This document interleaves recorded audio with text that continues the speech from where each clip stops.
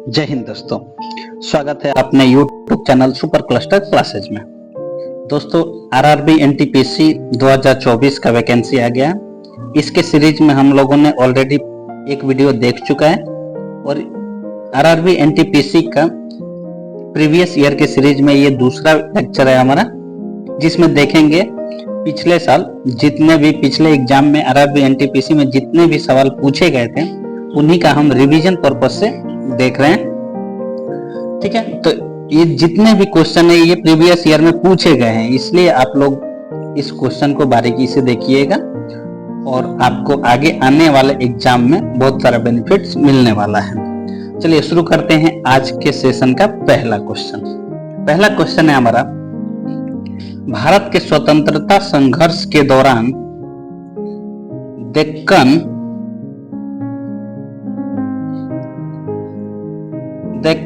Educational society नामक संस्था का स्थापना किसने की थी? आपके ऑप्शन है ए जवाहरलाल नेहरू, बी रविन्द्रनाथ टैगोर, सी बाल गंगाधर तिलक, डी व्योमेश चंद्र बनर्जी। तो इसका सही जवाब हो जाएगा ऑप्शन सी बाल गंगाधर तिलक। हमारा ऑप्शन सही हो जाएगा ऑप्शन सी बाल गंगाधर तिलक। ठीक है, चलिए अगला सवाल है हमारा। अगला सवाल है, भारत का लौह पुरुष किसे कहा जाता है? आपके ऑप्शन है ए सरदार वल्लभ भाई पटेल, बी पंडित जवाहरलाल नेहरू, सी महात्मा गांधी, डी लोकमान्य तिलक। तो इसका सही जवाब हो जाएगा ऑप्शन ए सरदार वल्लभ भाई पटेल को लौह पुरुष यानी भारत का आयरन मैन, ठीक है, इंग्लिश में कहें तो आयरन मैन, ठीक है, आयरन मैन कहा जाता है। ठीक है, चलिए अगला सवाल है हमारा 3 नंबर, महात्मा गांधी को अंध नंगा फकीर किसने कहा था? ठीक है, ये भी आरआरबी एनटीपीसी में पूछा गया सवाल। आपके ऑप्शन है A Hitler, B Jinnah, C Churchill, D Mountbatten. तो इसका सही जवाब हो जाएगा विंस्टन चर्चिल, यानी ऑप्शन सी हमारा सही हो जाएगा चर्चिल, इसका जिसका पूरा नाम विंस्टन चर्चिल। विंस्टन चर्चिल ने महात्मा गांधी को अर्धनंगा फकीर कहा था। ठीक है, तो इसको ध्यान रखिएगा। चलिए अगला क्वेश्चन है हमारा 4 नंबर क्वेश्चन है हमारा, ऑपरेशन फ्लड से संबंधित है। ऑपरेशन फ्लड से संबंधित है। आपके ऑप्शन है ए बिजली उत्पादन, बी बांध नियंत्रण, सी दूध का आयात, डी डेयरी विकास। तो इसका सही जवाब हो जाएगा ऑप्शन डी डेयरी विकास। चलिए अगला सवाल देखते हैं। अगला सवाल है हमारा 5 नंबर, पृथ्वी और सूर्य के बीच अधिकतम दूरी किस तिथि को होती है? ठीक है, अधिकतम दूरी और न्यूनतम दूरी, ये क्वेश्चन बहुत बार पूछा जाता है। आपके ऑप्शन है ए 22 जुलाई, बी 30 जनवरी, सी 4 जुलाई और डी 21 सितंबर। ठीक है, इसका सही जवाब हो जाएगा ऑप्शन सी 4 जुलाई। तो 4 जुलाई को सूर्य और पृथ्वी के बीच अधिकतम दूरी होता है। ठीक है, अधिकतम दूरी को 4 जुलाई को देखने को मिलता है।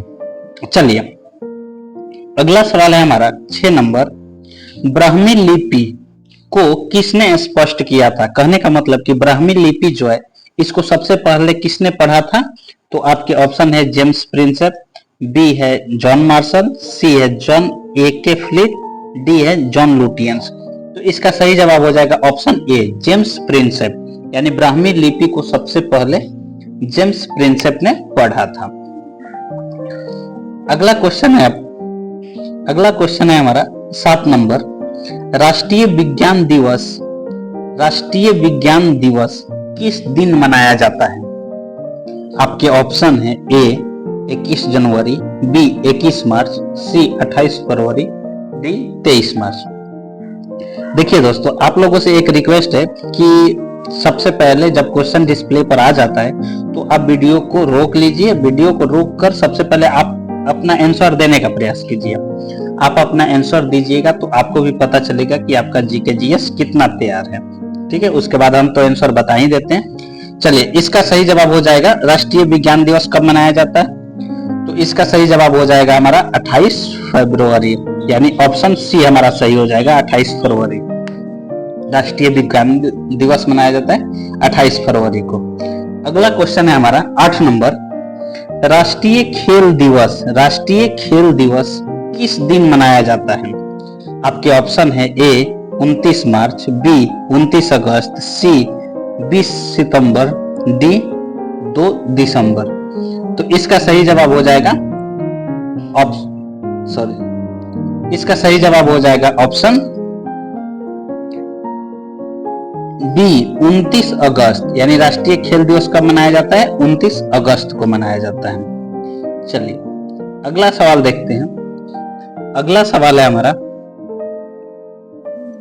बौद्ध ग्रंथ ललित विस्तार, यानी बौद्ध ग्रंथ है एक ललित विस्तार जिसका नाम ललित विस्तार है, में कितनी लिपियों का उल्लेख किया गया है? यानी कि बौद्ध ग्रंथ ललित विस्तार जो है उसमें कितने लिपियों का उल्लेख है? आपके ऑप्शन है ए 19, बी 27, सी 64, डी 89।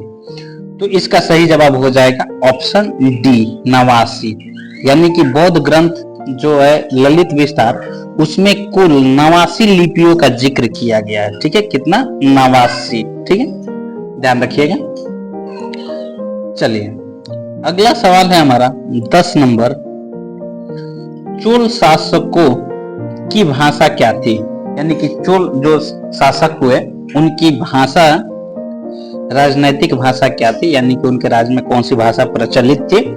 आपके ऑप्शन है A Tamil, B Sanskrit, C Kannada, D Telugu. तो इसका सही जवाब हो जाएगा ऑप्शन ए तमिल, यानी ऑप्शन ए हमारा सही हो जाएगा तमिल। ठीक है, तमिल भाषा चोल शासकों के समय में प्रचलित था। चलिए अगला क्वेश्चन है हमारा 11 नंबर, केंद्रीय भारतीय भाषा संस्थान कहाँ स्थित है? आपके ऑप्शन है ए मैसूर, बी हैदराबाद, सी वाराणसी, डी उज्जैन। तो इसका सही जवाब हो जाएगा ऑप्शन ए मैसूर, यानी कि केंद्रीय भारतीय भाषा संस्थान कहां पर स्थित है? मैसूर में स्थित है। ठीक है, ध्यान रखिएगा। मैसूर कहां स्थित है? कर्नाटका में। ठीक है, मैसूर कहां है? कर्नाटका में। चलिए अगला सवाल है हमारा 12 नंबर, भारत की किस भाषा को इटालियन ऑफ द ईस्ट कहा जाता है? ये बहुत ही इंपॉर्टेंट क्वेश्चन है, ये क्वेश्चन बहुत बार पूछा गया है। आपके ऑप्शन है A Tamil, B Malayalam, C Telugu, D Bangla. तो इसका सही जवाब हो जाएगा option C Telugu. Option C Telugu, यानी कि तेलुगु को इटालियन ऑफ द ईस्ट कहा जाता है। तेलुगु भाषा को इटालियन ऑफ द ईस्ट कहा जाता है। तो आपका ऑप्शन सी सही हो जाएगा, तो याद रखिएगा इसको। अगला क्वेश्चन है हमारा, भारत के एकमात्र किस राज्य की राजभाषा अंग्रेजी है? ठीक है, बताना है कि भारत के किस राज्य की जो राजभाषा है वो इंग्लिश है। तो इस आपके ऑप्शन है ए नागालैंड, बी सिक्किम, सी मणिपुर, डी मिजोरम। तो इसका सही आंसर हो जाएगा ऑप्शन ए, यानी कि नागालैंड। नागालैंड जो है, नागालैंड का राजभाषा क्या है? इंग्लिश है। ठीक है, ये ध्यान रखिएगा, ये भी क्वेश्चन पूछा जाता है। अगला क्वेश्चन है हमारा, इंदिरा गांधी राष्ट्रीय मानव संग्रहालय कहाँ है? इंदिरा गांधी राष्ट्रीय मानव संग्रहालय कहाँ है? आपके ऑप्शन है ए भोपाल, बी गुवाहाटी, सी चेन्नई, डी बस्तर। तो इसका सही जवाब हो जाएगा ऑप्शन ए भोपाल, यानी कि इंदिरा गांधी राष्ट्रीय मानव संग्रहालय कहाँ स्थित है? भोपाल में स्थित है। ठीक है, ऑप्शन ए सही हो जाएगा हमारा, ध्यान रखिएगा। अगला सवाल है हमारा, स्वर्णिम चतुर्भुज परियोजना किससे संबंधित है? स्वर्णिम चतुर्भुज परियोजना किससे संबंधित है? आपके ऑप्शन है ए सड़क परिवहन, बी वायु परिवहन, सी जल परिवहन, डी रेल परिवहन। तो इसका सही जवाब हो जाएगा ऑप्शन ए सड़क परिवहन, यानी कि हमारा ऑप्शन ए सही हो जाएगा। स्वर्णिम चतुर्भुज परियोजना किससे संबंधित है? सड़क परिवहन से संबंधित है। अगला सवाल है हमारा,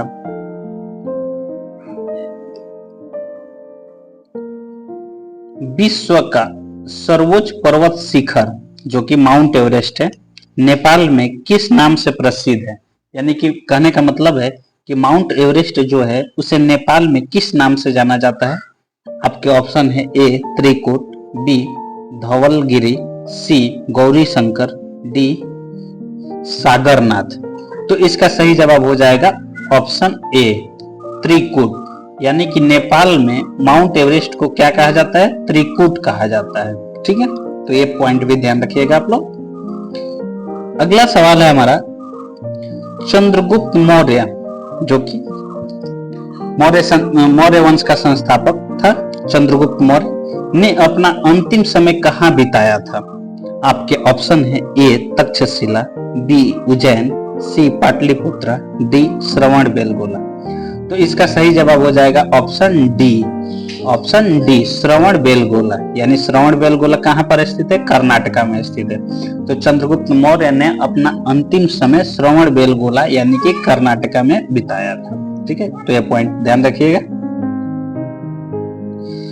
अगला क्वेश्चन है हमारा, निम्न में से किसने रूस में लाल सेना का गठन किया था? आपके ऑप्शन है A Lenin, B Hitler, C Trotsky, D Mussolini. तो इसका सही जवाब हो जाएगा ऑप्शन सी ट्रॉट्स्की ने किया था। ठीक है, ये पॉइंट ध्यान रखिएगा इसमें। अगला सवाल है हमारा, निम्न में से किस क्रांति को अक्टूबर की क्रांति, बहुत ही इंपॉर्टेंट क्वेश्चन है, अक्टूबर की क्रांति कहा जाता है? आपके ऑप्शन है ए रूसी क्रांति, बी इंग्लैंड की क्रांति, सी अमेरिकी क्रांति, डी फ्रांस की क्रांति।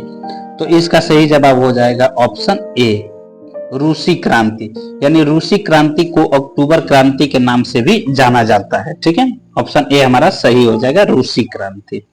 ध्यान रखिएगा, ये सारे क्वेश्चन जो है ये प्रीवियस ईयर में पूछे गए हैं, इसीलिए ये सभी क्वेश्चन इंपॉर्टेंट है। आप लोग इसका रिवीजन जरूर कीजिएगा। ये सीरीज का दूसरा सीरीज है हमारा। जिन्होंने पहला सीरीज नहीं देखा है वो जाइए हमारे होम पेज पर, वहां पे प्लेलिस्ट में आपको आरआरबी एनटीपीसी के प्लेलिस्ट में आपको ये चीज मिल जाएगा। ठीक है, चलिए अगला क्वेश्चन है हमारा, पायरोमीटर निम्नलिखित में से किसके मापन में प्रयुक्त होता है? आपके ऑप्शन है ए उच्च ताप, बी घनत्व, सी